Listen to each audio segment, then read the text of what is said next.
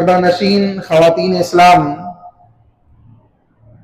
पिछले चंद जुमों से जुमा के अहकाम व मसाइल के सिलसिले में किताब व सुन्नत की रोशनी में हम गुफ्तगू कर रहे हैं। अल्लाह रब्बुल आलमीन से दुआ है कि जो बातें कही और सुनी जाए उसके मुताबिक हम सबको अपनी ज़िंदगियों की इस्लाह करने की तौफीक अता फरमाए, आमीन। जुमा के अहकाम व मसाइल और जुमा के आदाब में जुमा के अंदर इंसान का मस्जिद में जल्दी आना, जिसकी तफसील पिछले जुमे में आपके सामने आई है कि मस्जिद में जब बंदा जल्दी आता है तो उसके कैसे अजर व सवाब है। अल्लाह रब्बुल आलमीन किस अंदाज से उसको अजर व सवाब से नवाजता है।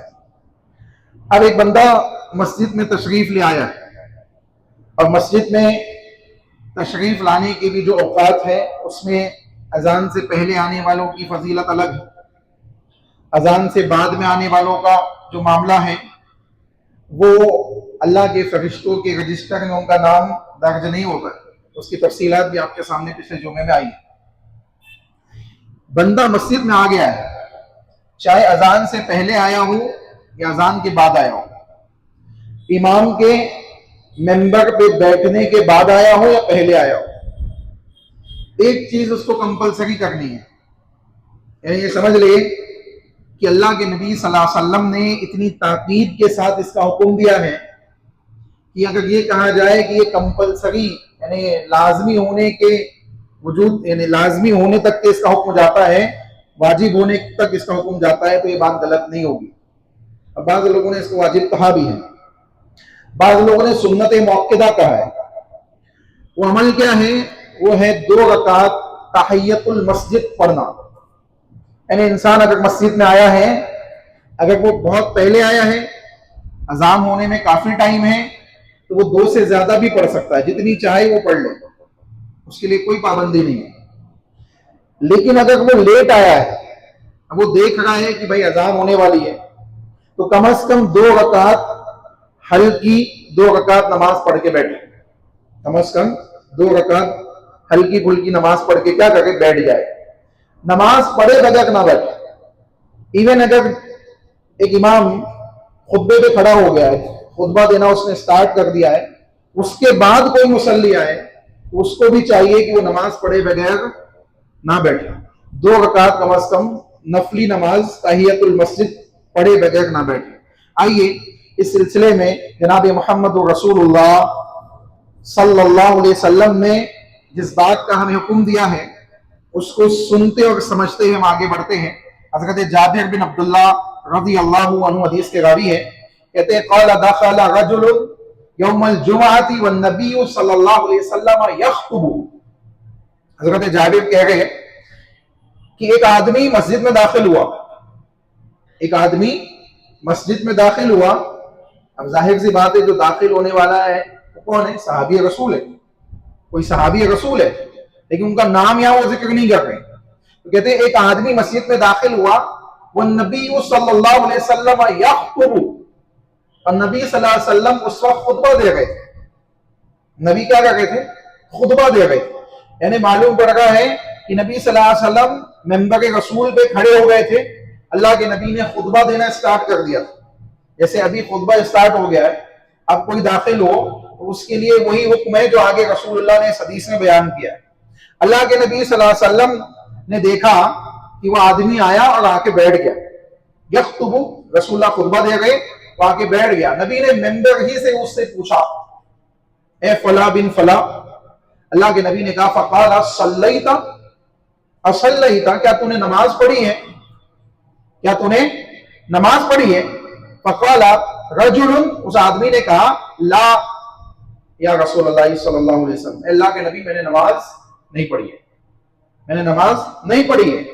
कहते हैं फ़क़ाल रसूलुल्लाह सल्लल्लाहु अलैहि वसल्लम फ़सल्ली रकअतैन, अल्लाह के नबी ने मेंबर से कहा कि तुम 2 रकात पढ़ो और फिर बैठो, 2 रकात पढ़ो और फिर बैठो। आप देखें ये हदीस इस बात के ऊपर दलालत कर रही है कि जुमा के दिन, जुमा के अलावा भी इंसान अगर मस्जिद में आता है उसको चाहिए कि वो 2 रकात पढ़ने के बाद ही मस्जिद में बैठे।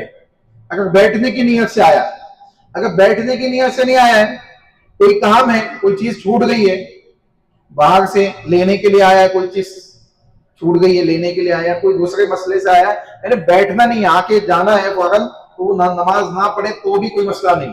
لیکن اگر مسجد میں بیٹھنے کا ارادہ ہے, مسجد میں رکنے کا ارادہ ہے, تو پھر 2 رکعت انسان کو پڑھ کے بیٹھنا چاہیے, کم از کم 2 رکعت پڑھ کے بیٹھنا چاہیے.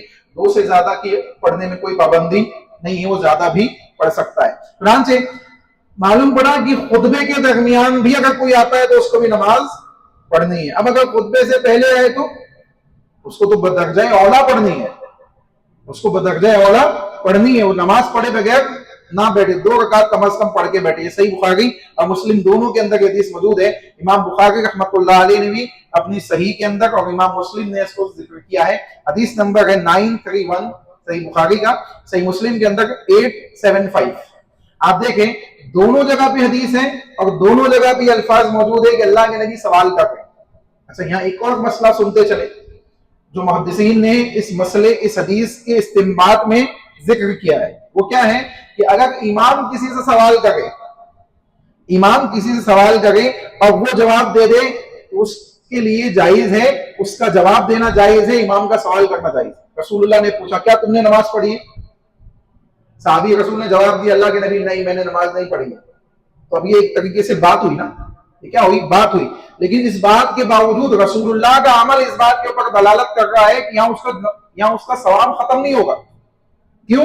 کیونکہ یہ امام اس سے بات کر رہا ہے, امام ڈائریکٹلی ہم کلام ہو رہا ہے. یا امام خطبہ دیتے دیتے کوئی سوال کر لے, کوئی دینی سوال کر لے اور لوگ اس کا جواب دے دیں, تو کوئی حرج کی بات نہیں ہے, یہ اس میں داخل ہے, یہ اس میں داخل ہے. جیسے بعض اوقات سوال کیا جاتا ہے, بعض اوقات خطبے کے درمیان میں سوال کیا جاتا ہے اور لوگ ادھر سے کیا کرتے ہیں, جواب دیتے, کوئی مسئلے کی بات نہیں. یہ اس بات کی دلیل ہے کہ آپ ذہنی طور پہ یہاں موجود ہیں, آپ صرف جسمانی طور پہ موجود نہیں ہیں بلکہ آپ ذہنی طور پہ اور آپ اپنے پورے دل اور جان کے ساتھ یہاں موجود ہیں. آپ کا ذہن, آپ کا دماغ خطبے کے سننے میں لگا ہوا ہے. اس لیے آپ سے جب سوال کیا گیا تو آپ نے اس کا کیا کیا, جواب دیا. ورنہ پوچھا جائے کہ پیاز حرام ہے کہ پیاز حرام ہے, انسان کنفیوز ہو جائے گا کہ پیاز کہا گیا تھا کہ پیاز کہا گیا تھا. اس کی وجہ کیا ہے کہ انسان جسمانی طور پہ موجود ہے لیکن ذہن دماغ کا ہے کسی دوسری جگہ پہ. چنانچہ رسول اکرم صلی اللہ علیہ وسلم نے صحابی رسول کو کیا کہا کہ اٹھو اور نماز پڑھو. انہوں نے اٹھی, وہ کھڑے ہوئے اور انہوں نے نماز پڑھی. تو معلوم پڑ رہا ہے کہ نماز پڑھے بغیر انسان مسجد میں نہ بیٹھے, مسجد میں آئے تو نماز پڑھ کے بیٹھے. اس کے بعد دوسری ایک اور حدیث ہے, اس کو بھی سن لے, جس میں مزید تفصیل رسول اکرم صلی اللہ علیہ وسلم نے بیان کی. حضرت سلیق رضی اللہ عنہ صحابی رسول ہے, صحیح مسلم کے اندر حدیث ہے, امام مسلم نے اس کو نقل کیا ہے. کہتے جاء سلیق, حضرت سلیق رضی اللہ عنہ آئے. سلیق کون ہے؟ صحابی رسول ہے. کہتے جاء سلیق الغطفانی رضی اللہ عنہ, غطفان قبیلے سے ان کا تعلق ہے. یہ جب مسجد میں داخل ہوئے, کہتے یوم الجمعہ, جمعہ کے دن, رسول اللہ صلی اللہ علیہ وسلم یخطب, اور نبی صلی اللہ علیہ وسلم خطبہ دے گئے. تو ہو سکتا ہے کہ پہلی حدیث میں جس شخص کو آدمی کہا گیا تھا وہ یہی ہو, کیونکہ اس حدیث میں نام ذکر نہیں ہے نا. اس حدیث میں نام کے ساتھ تفصیل موجود ہے, اس میں نام موجود نہیں ہے, اس میں اختصار ہے. حدیث میں اختصار ہے کہ ایک آدمی آیا, کچھ بیٹھ گئے, نماز نہیں پڑھی, اللہ کے نبی نے پوچھا, کھڑے ہو کے انہوں نے نماز پڑھی. یہاں حضرت سلیق کے سلسلے میں بیان کیا جا رہا ہے کہ جاء سلیق رضی اللہ عنہ, حضرت سلیق رضی اللہ عنہ آئے یوم الجمعہ, جمعہ کے دن, ورسول اللہ صلی اللہ علیہ وسلم یخطب, اور نبی صلی اللہ علیہ وسلم خطبہ دے گئے. نبی صلی اللہ علیہ وسلم خطبہ دے گئے. کہتے ہیں کہ فجلس, اور وہ بیٹھ گئے. فجلس, وہ بیٹھ گئے, نماز نہیں پڑھی انہوں نے. فقال له رسول اللہ صلی اللہ علیہ وسلم, اللہ کے نبی صلی اللہ علیہ وسلم نے ان کو دیکھا کہ آ کے بیٹھ گئے, تو نبی نے کہا یا سلیق, اے سلیق. رسول اللہ نے کیا کہا, ممبر رسول سے کہا کہ اے سلیق, کیا کہا سنیں, قم, کھڑے ہو جاؤ, فرکع رکعتین, اور 2 رکعت نماز پڑھو, 2 رکعت نماز پڑھو. اللہ کے نبی صلی اللہ علیہ وسلم آرڈر دے گئے, جو بیٹھ گئے ہیں ان کو آرڈر دے گئے کہ اے سلیق کھڑے ہو جاؤ اور 2 رکعت نماز پڑھو. اس سے معلوم پڑ رہا ہے، آپ دیکھیں رسول اللہ صلی اللہ علیہ وسلم کا، اللہ رب العالمین کا یا رسول اللہ صلی اللہ علیہ وسلم کا کسی چیز کا آرڈر دینا اس چیز کو کمپلسری کر دیتا ہے۔ اگر نبی آرڈر دے رہے ہیں اس کا مطلب ہے کہ وہ عمل ہمارے لیے کیا ہو گیا؟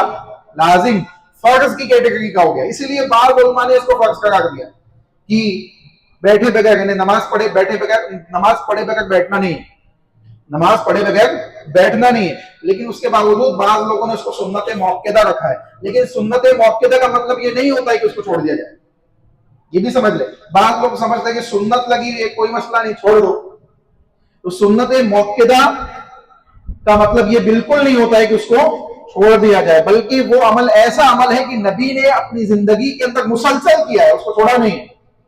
مسلسل جس عمل کو رسول اللہ نے کیا ہے وہ سنت موقدہ کہلاتی ہے، اس کی اپنی تفصیل ہے، انشاءاللہ کبھی موقع رہا تو سنت، فرائض، فرض، سنت، نفل، اور نفل کی جو قسمیں ہیں وہ کیسی ہوتی ہیں انشاءاللہ اس کو ہم دیکھیں گے۔ لیکن یہاں دیکھیں، کہتے ہیں فجلسا، وہ بیٹھ گئے، فقال له یا رسول، فقال له رسول اللہ صلی اللہ علیہ وسلم، اللہ کے نبی نے ان سے کہا یا سلیک، کیا تم نے نماز پڑھی؟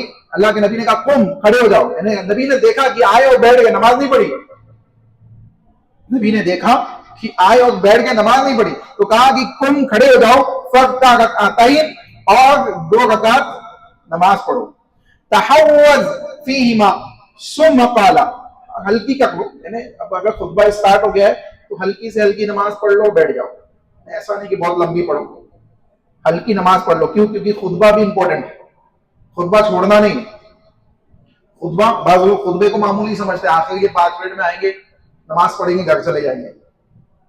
ہاں، تو اس بات کو سمجھے کہ نبی صلی اللہ علیہ وسلم کہہ گئے تحوّس، اس کو ہلکا کر لو، چھوٹی پڑھ لو، مختصر پڑھ لو، لیکن پڑھو، پڑھے بغیر نہ بیٹھو، پڑھے بغیر نہ بیٹھو۔ چنانچہ کہتے ہیں فقال اذا جاء احدكم يوم الجمعة والامام يخطب، اگر تم میں سے کوئی آئے جمعہ کے دن نماز کے لیے اور امام خطبے کے لیے کھڑا ہو گیا ہے، اب رسول اللہ تفصیل بیان کر رہے ہیں کہ اگر تم آئے ہو اور تم دیکھ رہے ہو کہ امام خطبے کے لیے کھڑا ہو گیا، فَلْيَرْكَعْ رَكْعَتَيْنِ، تو کم از کم 2 رکعت پڑھ کے بیٹھ جاؤ۔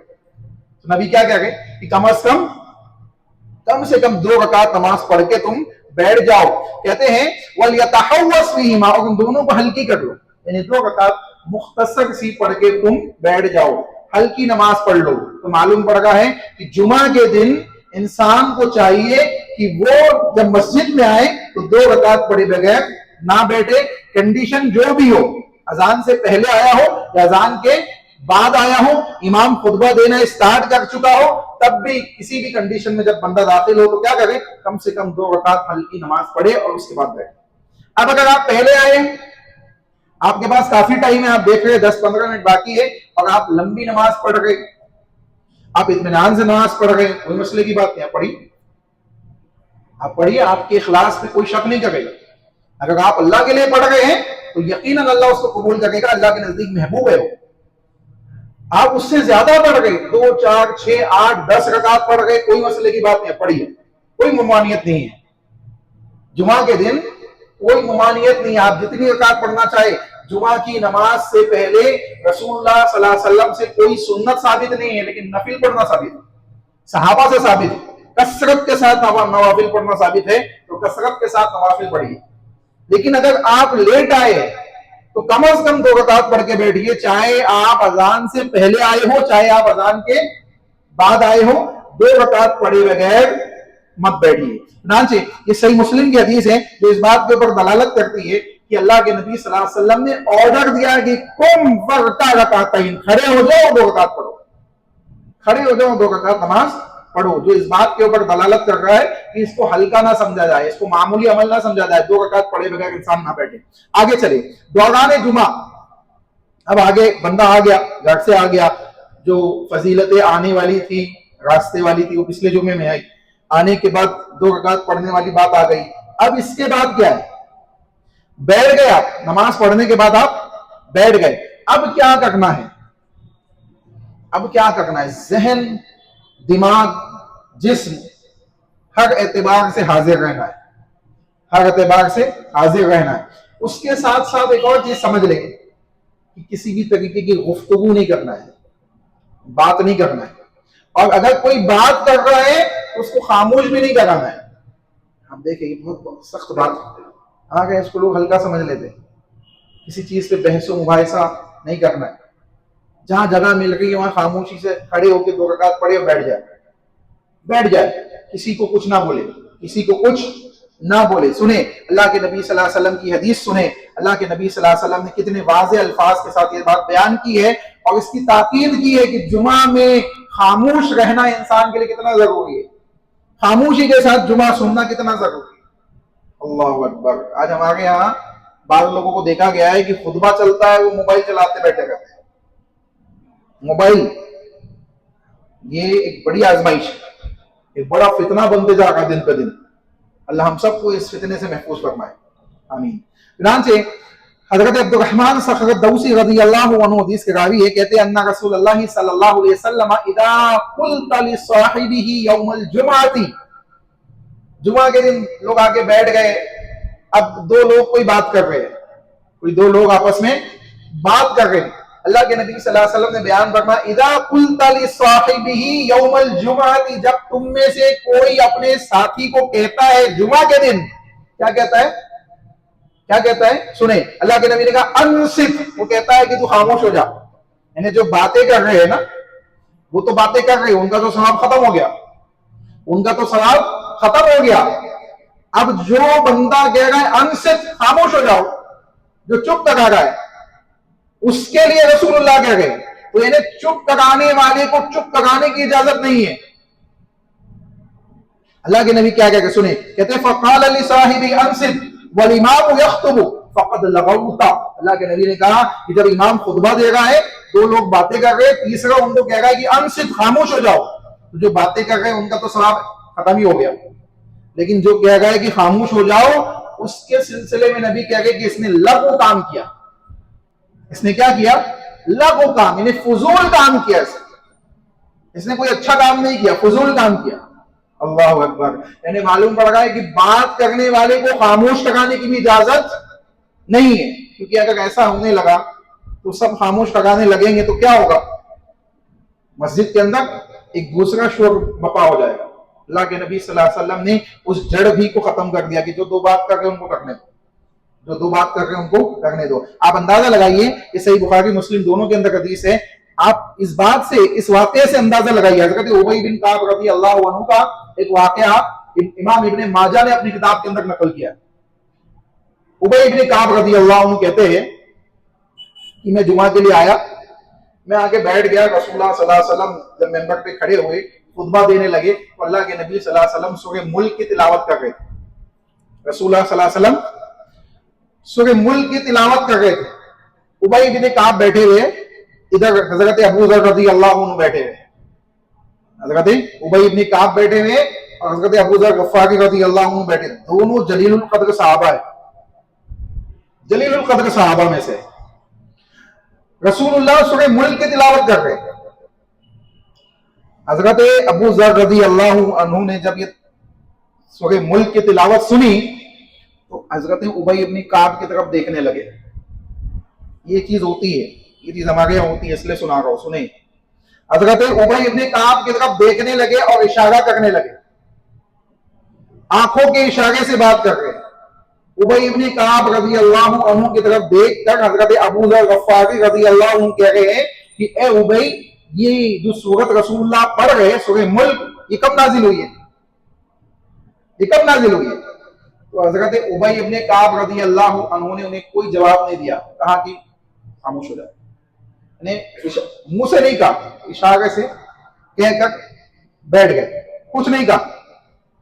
جب نماز پڑھ چکے، خطبہ رسول اللہ ختم کر چکے، نماز ہو گئی تو حضرت ابو ذر غفاری رضی اللہ عنہ حضرت ابی بن کعب کے پاس آئے. کہا اے ابی بن کعب، میں آپ سے پوچھ رہا تھا کہ اللہ کے نبی صلی اللہ علیہ وسلم جو سورت سورہ ملک پڑھ رہے یہ کب نازل ہوئی ہے؟ آپ نے مجھے بتایا نہیں. حضرت ابی بن کعب نے کیا کہا؟ اے ابو ذر، آج جمعے میں سے تجھے کچھ نہیں ملا، تو نے ایک لغو کام کیا ہے، تو نے ایک لغو کام کیا ہے. اللہ اکبر. صحابی رسول ہے، اشارے سے بات کر رہے. اب سوال یہ ہے کہ کیا یہ چیز صحیح ہے یا نہیں ہے؟ کہ یہ تو صحابی کا قول ہے. تو حضرت ابو ذر غفاری رضی اللہ عنہ نے جب یہ بات سنی کہ ابی ابن کعب نے بات کہی ہے تو کس کے پاس گئے؟ رسول اللہ کے پاس گئے. رسول اللہ صلی اللہ علیہ وسلم کے پاس پہنچے اور اللہ کے نبی صلی اللہ علیہ وسلم سے کہنے لگے اے اللہ کے نبی صلی اللہ علیہ وسلم ایسا ایسا واقعہ ہوا ہے اور ابی ابن کعب نے مجھ سے یہ کہا ہے. اس کی تفصیل بیان کر دیا. رسول اللہ صلی اللہ علیہ وسلم نے کہا صدق ابی ابن کعب. ابی ابن کعب نے جو بات کہی ہے وہ سچ کہی ہے. اب یہ کیا ہو گئی؟ حدیث رسول ہو گئی. اب یہ کیا ہو گئی؟ حدیث رسول ہو گئی کہ اگر اشارے سے بھی بندہ بات کر رہا ہے تو نبی نے کہا کہ اس کا کام لغو ہو گیا, اس کا عمل لغو ہو گیا. آج کتنے لوگ ہیں جو اشاروں سے بات کرتے ہیں, جمعہ کے اندر بیٹھ کر خطبے کے درمیان میں بیٹھ کر ایک دوسرے سے اشارے چلتے رہتے ہیں. آپ اندازہ لگائیے یہ لغو کام ہے جس کو نبی صلی اللہ علیہ وسلم کہہ گئے کہ ابی نے سچ کہا, ابی نے سچ کہا. یہ بچوں کی بات نہیں کر رہا ہوں میں, بڑوں کی بات کر رہا ہوں. بڑے ایسا کرتے ہیں, بچے تو چھوڑ دیجئے, یہ بڑے لوگ ایسا کرتے ہیں کہ اشارے سے بات کرنا بھی نبی کہہ گئے کہ لغو کام ہے. کسی نے کوئی بات کر رہا ہے اس کو خاموش کرانا نبی کہہ گئے کہ لغو کام ہے. تو پھر ہمارا اپنا ذاتی طور پہ بات کرنا کیسے جائز ہو سکتا ہے کہ امام خطبہ دے رہا ہے اور ہم وہاں بیٹھ کے بات کر رہے ہیں, کیسے مناسب ہو سکتا ہے؟ ہم وہاں بیٹھ کے موبائل میں بزی ہو جائے, یہ کیسے مناسب ہو سکتا ہے؟ ہم وہاں بیٹھ کے سامنے کسی چیز سے کھیلنے لگے, یہ کیسے جائز ہو سکتا ہے؟ اس زمانے کے اندر لوگ کنکریوں پہ نماز پڑھتے تھے, زمین پہ نماز پڑھتے تھے, تو کنکریوں سے کھیلنے سے بھی منع کر دیا گیا, کنکری یہاں سے وہاں کرنے سے بھی منع کر دیا گیا. آج ہمارے یہاں اگر ہم اس کے علاوہ کسی دوسری چیز سے ایسا کرتے ہیں تو بھی ہم اس کو شامل ہو جائیں گے, ہم اس کو شامل ہو جائیں گے. چنانچہ ہم کو چاہیے کہ اگر ہم مسجد میں آ گئے ہیں, ہم نے 2 رکعت پڑھ لی ہے, ہم بیٹھ گئے ہیں, تو اب ہم خاموشی کے ساتھ بیٹھیں, اپنا ذہن, اپنا دماغ, اپنا جسم خطبہ سننے میں لگائے, اور جو واضح نصیحت ہو گئی ہے اللہ اس سے ہمیں, ہم سب کو اصلاح کی توفیق عطا فرمائے. اللہ سے یہ دعا بھی کرے کہ اللہ جو باتیں سنی اور کہی جا رہی ہے, کہنے والے سننے والے سب کو عمل کی توفیق عطا فرمائے, آمین. چنانچہ یہ واقعہ بھی اس بات کے اوپر دلالت کر رہا ہے کہ اس طریقے سے اشارات کرنا بھی جائز نہیں. آگے چلے. ایک انسان اگر ایسا کرتا ہے تو کیا جمعے کا ثواب اس کو ملے گا؟ بڑا سوال ہے, کیونکہ بعض لوگ پوچھتے ہیں ہمیں صاحب ہم آئے تو تھے لیکن ایسا ہو گیا ہم سے. اس بات کو سمجھ لیں کہ اس بندے کو جمعے کا ثواب نہیں ملے گا, اس کو جمعے کا ثواب نہیں ملے گا. یہ میں نہیں کہہ رہا ہوں, رسول اللہ نے کہا ہے, سنے حدیث سنے پوری. اس کو کیا ملے گا وہ بھی نبی نے بتایا. نبی نے یہ بھی بتایا کہ اس کو نہیں ملے گا جمعے کا ثواب, اور کیا ملے گا وہ بھی رسول اللہ نے بتایا. عبداللہ ابن عمرو بن عاص رضی اللہ عنہ حدیث کے راوی ہے, کہتے ہیں قال ان رسول اللہ صلی اللہ علیہ وسلم من اغتسل یوم الجمعۃ ومس من طیبہ, وہی لمبی حدیث ہے کہ جس نے غسل کیا, خوشبو لگائی, اور جو اس کو اچھے کپڑے ملے وہ پہن کے آیا, ثم لم يتخطى رقاب الناس, اور لوگوں کی گردنیں پھلان پھلان کے نہیں آیا, اچھے کپڑے پہنا, غسل کیا, خوشبو لگایا, اور لوگوں کی گردنیں پھلان پھلان کے آگے نہیں آیا ہے, بلکہ جہاں جگہ ملی وہاں بیٹھ گیا. سنے آگے سنے, اللہ کے نبی نے کہا وَلَمْ يَلْغَ عِنْدَ الْمَوْعِظَةِ, اور جب وعظ و نصیحت یعنی خطبہ دیا جا رہا تھا, جب اس نے لغو کام نہیں کیا ہے, بات نہیں کی ہے, موبائل سے کھیلا نہیں ہے, اس قسم کے دوسرے کام اس نے نہیں کیے, ذہن و دماغ کو حاضر رکھتے ہوئے خطبہ سنائے. وَلَمْ يَلْغَ عِنْدَ الْمَوْعِظَةِ كَانَتْ, اللہ کے نبی نے کہا کانت امارت لہا بینہما ولم یلغا, اگر اس نے ایسا نہیں کیا ہے تو کیا ہوگا؟ کفارۃ لما بینہما, اس کے گناہوں کو اللہ معاف کرے گا اس جمعہ سے لے کے اگلے جمعے تک. اس جمعہ سے لے کے آنے والے جمعہ تک جو خطائیں, جو گناہ, جو غلطیاں چھوٹی چھوٹی اس سے ہو گئی, اللہ اس کو معاف کر دے, اللہ اس کو معاف کر دے.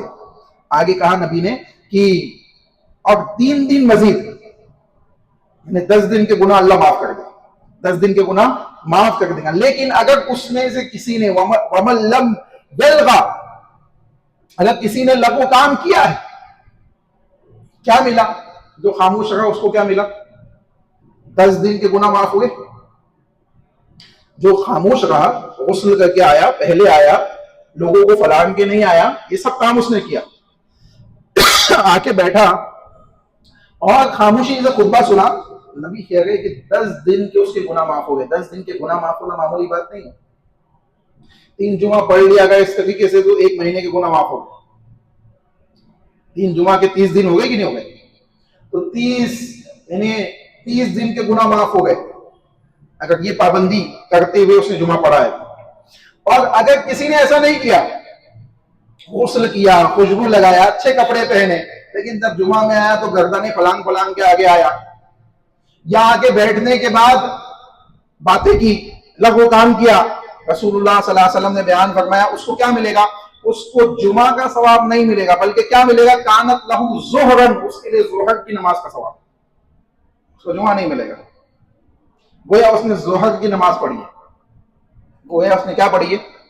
ظہر کی نماز پڑھی ہے۔ معلوم پڑ رہا ہے کہ جمعہ کی اہمیت اور فضیلت سے وہ محروم ہو جائے گا۔ اب یہ فتویٰ کون دے گئے؟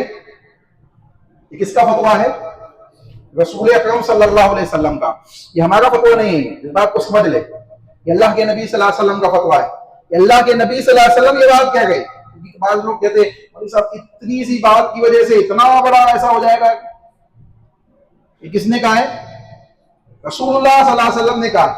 تو نبی صلی اللہ علیہ وسلم کی یہ حدیث اس بات کے اوپر دلالت کر رہی ہے کہ خطبے کے درمیان اتنی سی گفتگو آپ کے اعمال، آپ کے ثواب کو ضائع کر سکتی ہے اور جمعہ سے ظہر میں تبدیل کر سکتی ہے۔ تو انسان فضیلت سے کہاں آ جائے گا؟ مفضولیت کی طرف آ جائے گا۔ تو اس کو چاہیے کہ اس بات کو سمجھ لے کہ وہ ایسا کام نہ کرے۔ ابو داؤد کی حدیث ہے، علامہ البانی رحمۃ اللہ علیہ نے اس کو صحیح قرار دیا ہے۔ تو معلوم پڑ رہا ہے کہ کسی بھی طریقے کی لغو بات، لغو کام انسان کو جمعہ کے درمیان میں، خطبے کے درمیان میں نہیں کرنا ہے۔ آگے سنیں، ایک اور حدیث سنیں، حضرت عبداللہ بن عمر رضی اللہ عنہ حدیث کے راوی کہتے ہیں ان رسول اللہ صلی اللہ علیہ وسلم، نبی صلی اللہ علیہ وسلم نے بیان فرمایا یحضر الجمعۃ ثلاثۃ نفر، جمعہ کے دن 3 قسم کے لوگ آتے ہیں۔ نبی نے کیا کہا؟ جمعہ کے دن 3 قسم کے لوگ مسجد میں آتے ہیں، 3 قسم کے لوگ۔ اب ہم سب اپنا اپنا جائزہ لے، خود جائزہ لے، ہم کسی کو نہیں بولیں گے کون کس قسم میں، ہم میں سے ہر ایک اپنا اپنا جائزہ لے اور ہم ڈیسائیڈ کریں، خود ڈیسائیڈ کریں کہ ہم ان تینوں میں سے کون سی کیٹیگری میں۔ رسول اللہ نے بیان کیا ہے، کہتے ہیں اللہ کے نبی صلی اللہ علیہ وسلم نے کہا یحضر الجمعۃ ثلاثۃ نفر، 3 قسم کے لوگ جمعہ میں مسجد میں تشریف لاتے۔ پہلا وہ شخص رجل حضرها یلغو وهم حتہ منہا، اللہ کے نبی نے کہا کہ ایک آدمی آتا ہے اور جمعہ میں آ کے لغو کام کرتا ہے، بات کرتا ہے، گفتگو کرتا ہے، اس قسم کے جو لغو کام پیچھے حدیث میں آئے یہ سب کام کرتا ہے، اس کو کچھ نہیں ملتا ہے، آتا ہے 2 رکعت پڑھتا ہے جاتا ہے، اس کو کچھ نہیں ملتا ہے، ثواب نہیں ملتا، اس کو کوئی ثواب نہیں ملتا ہے۔ دوسرا وَرَجُلٌ حَضَرَهَا يَدْعُو فَهُوَ رَجُلٌ دَعَا اللَّهَ، ایک آدمی آتا ہے اس کا مقصد ہے صرف دعا کرنا، اس کا مقصد کیا ہے؟ صرف دعا کرنا، کہ جمعہ میں جلدی جاؤ، دعا کرو، خوب دعا کرو، دعا اللہ تعالیٰ میری قبول کر دے۔ دعا کرنا مقصد یہ اچھا مقصد ہے، ایسا نہیں کہ اچھا مقصد نہیں ہے، لیکن اللہ کے نبی نے کیا کہا؟ سنیں کیا کہ وہ دعا کے مقصد سے آتا ہے، دعا اللہ، اللہ سے خوب دعائیں کرتا ہے، اللہ سے خوب دعائیں کرتا ہے۔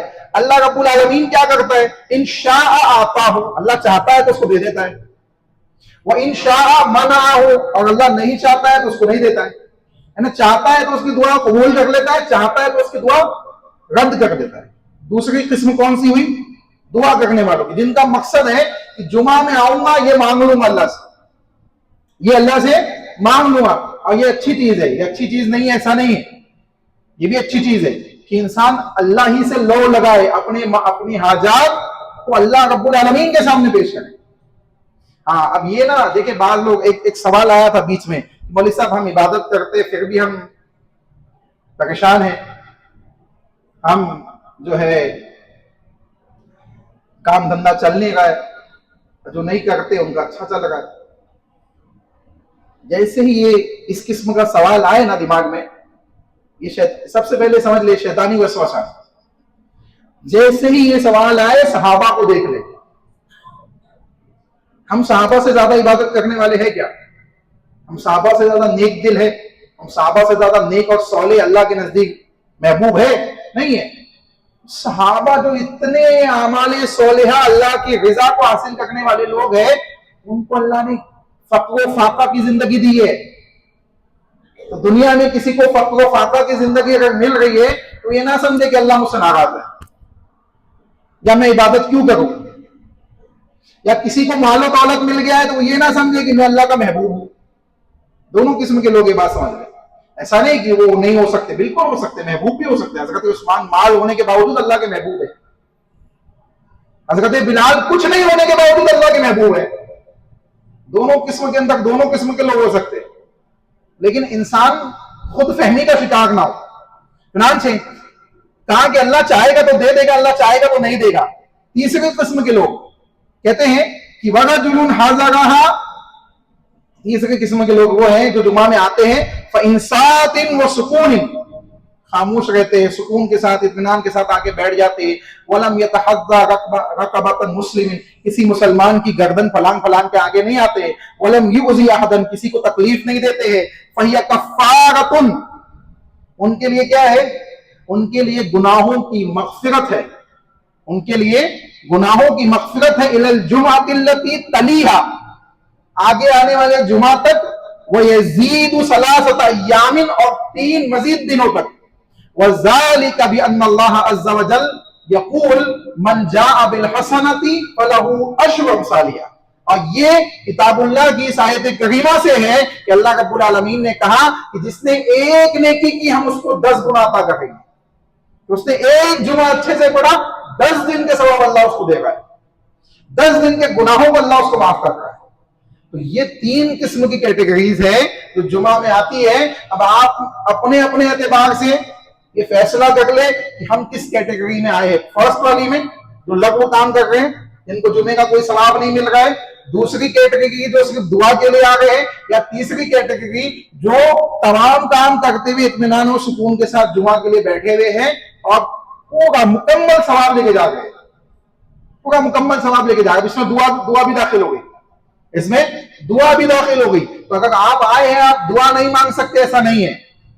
آپ دعا مانگیے، کوئی مسئلے کی بات نہیں ہے، لیکن اس بات کو سمجھے کہ نبی صلی اللہ علیہ وسلم نے یہ 3 کیٹیگریز بیان کی ہے، جس میں آخری والی جو کیٹیگری وہ کیا ہے؟ سب سے افضل ہے. سب سے افضل ہے کہ ان کے 10 دن کے گناہوں کو اللہ معاف کر دے گا. اللہ رب العالمین ہمیں ان باتوں کو سمجھنے کی توفیق عطا فرمائے اور جمعہ کے آداب کا لحاظ رکھنے کی توفیق عطا فرمائے. کیونکہ ہم سنتے ہیں یعنی آپ اندازہ لگائیے، میں سمجھتا ہوں کہ ہر 5-6 مہینے کے بعد کسی نہ کسی انداز سے باتیں اشارتاً کنایتاً آتی ہے. لیکن ہوتا کیا ہے کہ پھر دیکھا جاتا ہے 2-3 ہفتے بعد جب یہ ٹاپک ختم ہو جائے گا تو 2-3 ہفتے تک اثرات رہتے ہیں. پھر اس کے بعد لوگ کود کے آنے لگتے ہیں، لوگوں کی گردنیں پھلانگتے ہیں، دیگر معاملات ہوتے ہیں، کچھ لوگ موبائل چلاتے ہیں. اس قسم کی تمام چیزیں ہوتی ہیں. اس کی وجہ یہ ہے کہ ہم اس بات کو سمجھ لیں کہ اگر ہم ایسا کچھ کر رہے ہیں تو کہیں نہ کہیں ہمارے اخلاص کے اندر یہ معاملہ ہے کہ ہم اللہ کے لیے نہیں آئے. اگر اللہ کے لیے آئے ہیں تو یہ تمام باتوں کا انشاءاللہ ہم کیا کریں گے؟ خیال رکھتے ہوئے آئیں گے. کوشش کریں گے کہ اس میں سے کوئی چیز ہم سے چھوٹے نہ. ہم ان کے اوپر پابندی کرتے ہیں، ہم اپنے جمعے کے دن کو اس کی اہمیت اور فضیلت کو حاصل کرے. اللہ ہمیں اس کی توفیق عطا فرمائے. اللہ ہمارے گناہوں کو معاف فرمائے، ہماری نیکیوں کو قبول فرمائے. جو باتیں کتاب و سنت کی روشنی میں کہیں اور سنی گئی ہے، اللہ رب العالمین اس کے مطابق کہنے والے اور سننے والے کو عمل صالح کرنے کی توفیق عطا فرمائے. صحابہ کے فہم اور منہج اور عقیدے کے ساتھ ہمیں زندگی گزارنے کی توفیق عطا فرمائے. ہماری غلطیوں کو اللہ